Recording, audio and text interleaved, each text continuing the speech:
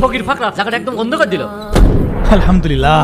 তোরে দুঃসময়ে তুই আলহামদুলিল্লাহ বলছিস? পরিস্থিতি আমার যেমনই হোক, আমি আল্লাহর শুকরিয়া আদায় করেই যাবো। এই তো কেবল শুরু, তোর আরো খারাপ দিন আসছে। ওই খারাপ দিনগুলোর জন্য অপেক্ষা কর। হকি আল্লাহ। আজকে বিরাট বড় টান মারিছি। আরে কি এই বড় লোকরা এত শেষরা মানি ব্যাগ আছে, কিন্তু এর ভিতর কোনো টাকাই নেই। এই তো আইডিয়া, আজকে ফকিরের বাড়িতে চুরি করব। ফকিরের তার ব্যাংক অ্যাকাউন্ট নেই, রাসের বাড়িতেই আছে।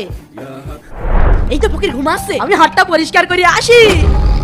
এখনো নাটকে ঘুমাচ্ছে, কেউ দেখার আগে কেটে দেবে। আজকে মেম্বারের বাড়িতে চুরি করব। ওরে আল্লাহ, আমার পায়ে কি হলো? ওরে আল্লাহ, আরে সাপ! মিসলেটা কি হয়েছে? আরে কি হলো তোমার? আরে আল্লাহ, সাপে কামড়েছে। চলো তোমাকে ডাক্তারের কাছে নিয়ে যাই। না না, আমার হাতে সময় নেই। তুমি আমার জীবন বাঁচাতে চাইছো, তাই তোমার একটা সত্যি কথা বলি। তোমার বাড়ি থেকে আমি সবকিছু চুরি করেছিলাম। সবকিছু আমার বাড়ির পিছনে গাছের নিচে লুকানো আছে। কি? ছেলেটা এখানকার কথাই বলেছিল মনে হয়। কত করে দেখি। আর এই তো মনে হচ্ছে।